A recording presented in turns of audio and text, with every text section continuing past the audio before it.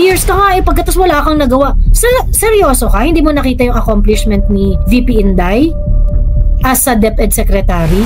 Ako yung grateful po ako as a daughter of a teacher, yung 1 month na uninterrupted vacation. Kasi first time yung na-experience ng mother ko na, for the first time in my life, yung 1 month na wala kang gagawin. Kasi mo siya sa bahay.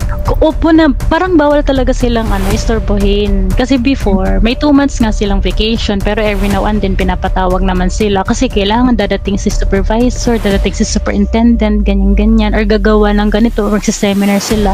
Yung 1 month na yun, super precious yun.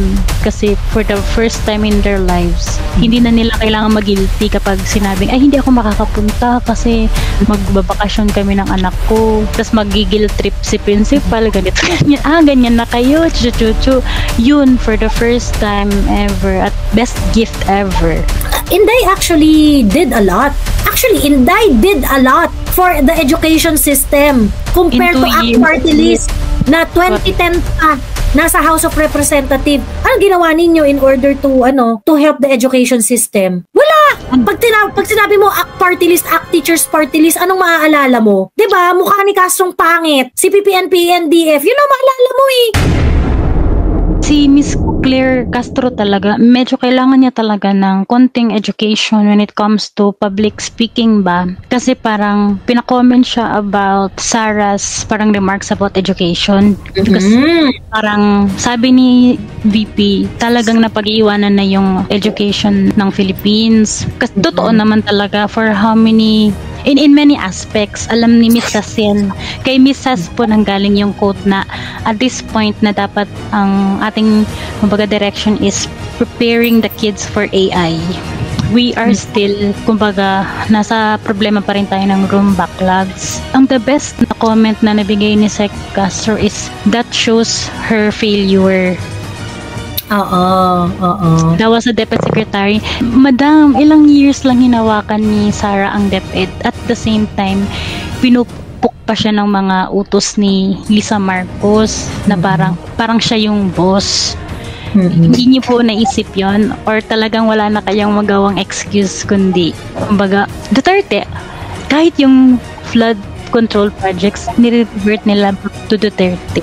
Which is, alam niyo naman, hindi na po nakakatulong. Actually, ang nakakahiya dito kay Claire Castro, nakakabwisit sa kanya, shameless siya. Hindi niya talaga iniisip na parang, bakla, we're going to look back to this, na correct. Ganyan yung kaarte mo. Parang, yun talaga makita ng mga kamag-anak mo, na trabaho mo, after 5 years, after 10 years. Diba? Napaproud ka talaga dito. And alam mo, sa totoo lang, yung performance ni Claire Castro as ASEC, as comms officer ng Malacanang, should bar him from becoming to practice law. Balasubas eh. Sobrang balasubas eh. It's very unbecoming, no, lalo na sa isang abogado. Na parang, ikaw 2 years ka nga pagkatapos wala kang nagawa. Seryoso ka? Hindi mo nakita yung accomplishment ni VP Inday as a DepEd Secretary?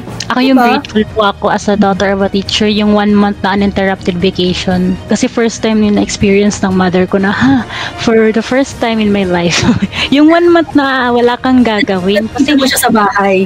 Opo na, parang bawal talaga silang istorbohin. Kasi before, may 2 months nga silang vacation, pero every now and then pinapatawag naman sila kasi kailangan dadating si supervisor, dadating si superintendent, ganyan-ganyan, or gagawa ng ganito, or magsiseminar sila.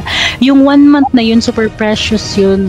Kasi for the first time in their lives, hindi na nila kailangan mag-guilty kapag sinabing, ay hindi ako makakapunta kasi magbabakasyon kami ng anak ko. Tapos mag-guilt trip si principal, ganito, ganyan. Ganyan na kayo, chuchu.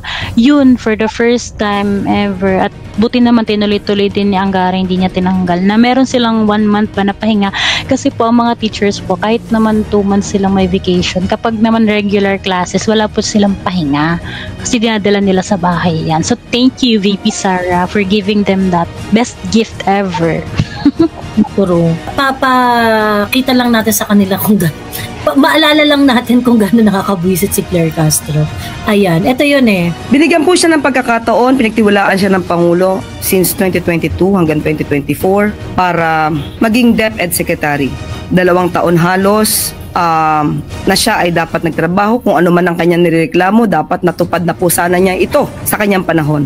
Ang pagtitiwalang ito ay sa kanyang reklamo ngayon, nagre-reflect lamang na bilang siya ay naging DepEd Secretary ay a complete failure. At huwag pong mag-alala mga mag-aaral at mga guro at mga teaching staff, ang ating DepEd Secretary Angara ay nililinis naman kung ano man ang dumi na iwan nung nakaraan. At komodernisasyon lamang ang pinag-uusapan natin, yung 1,500,000 na mga gadgets, laptops, at ibang mga teaching materials ay ginawa naman na po ng paraan ni Secretary Angara na nakabinbin lamang noong pang 2020 na hindi nagamit. So 2024 lamang ito nasa sa ayos ni Secretary Angara. Anyway, After this kaya po, ano po kaya magiging professional ni Madam?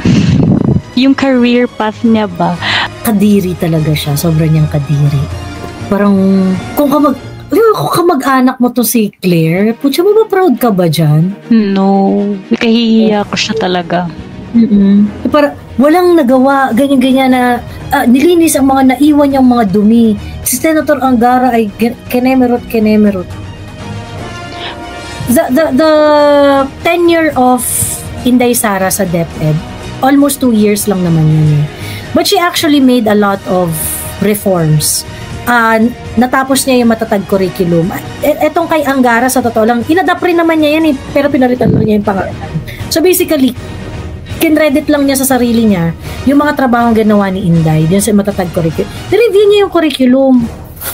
Nireview niya yung curriculum at na-identify yung mga key competencies na dapat ma-retain at yung mga bagay na dapat nang tanggalin. Ang laking bagay nun.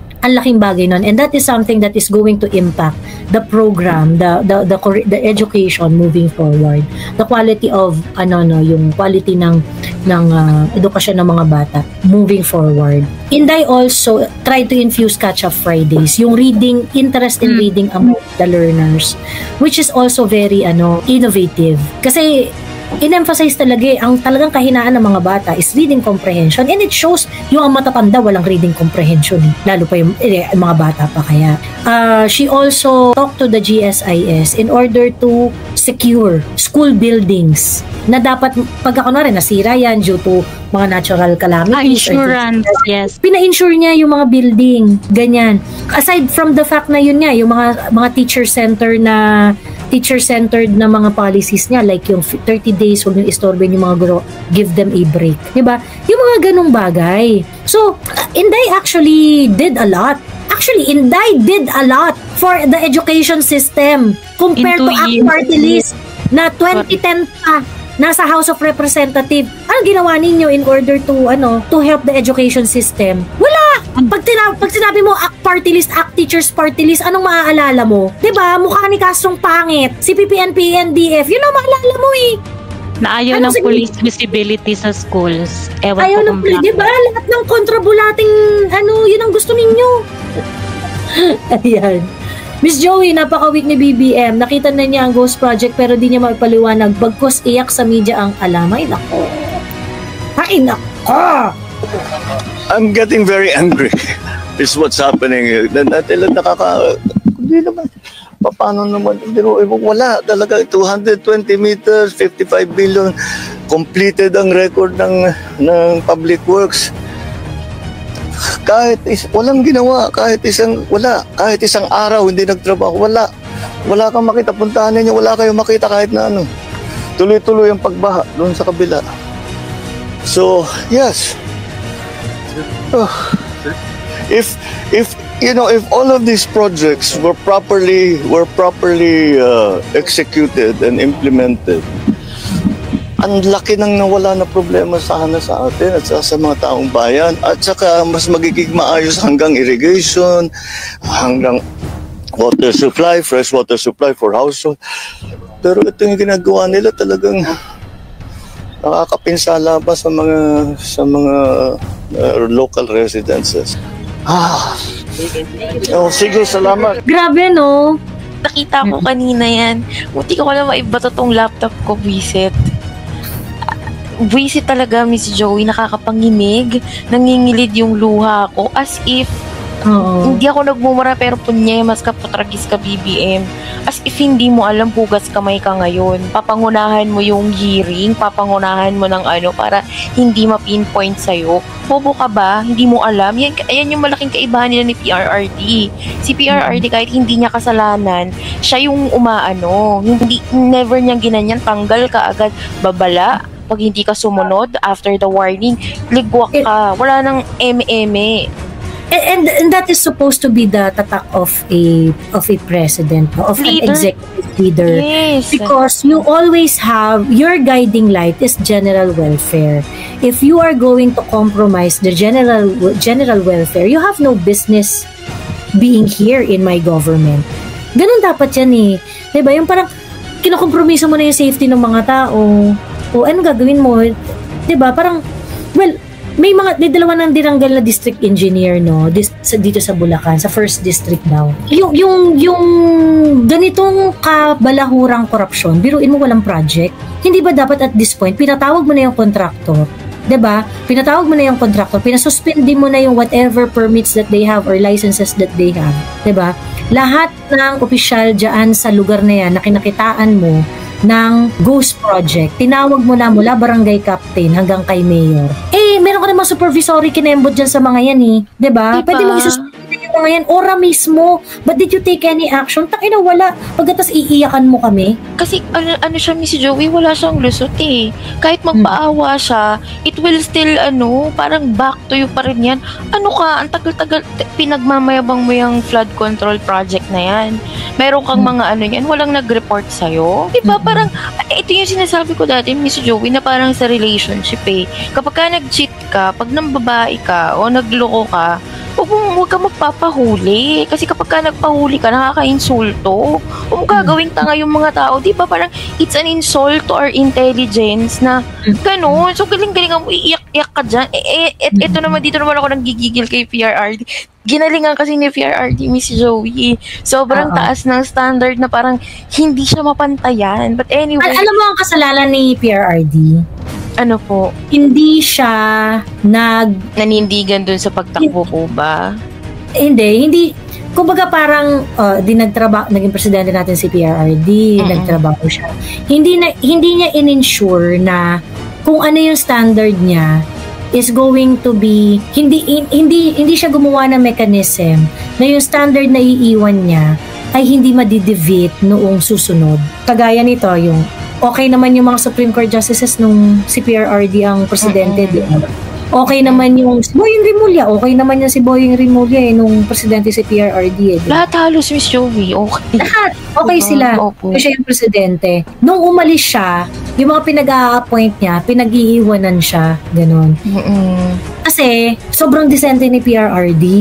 Totoo. Nung pinag-a-appoint niya ng tao, nung pinaglalagay niya sa pwesto yung mga tao, all he asks is for them to work for the welfare of the Filipino people. True. Wala siyang hiningin concession, wala siyang hiningin, oy, utang na loob mo sa akin itong pagkaka-appoint kasi, oy, kayo mga Chief Justices, you make sure na pagka, kunwari, kinasuhan nila ako sa mga EJK, sisigil kayo ang inappoint ko dahil ganito, I think, ang kasalanan ni PRRD ay masyado siyang disente.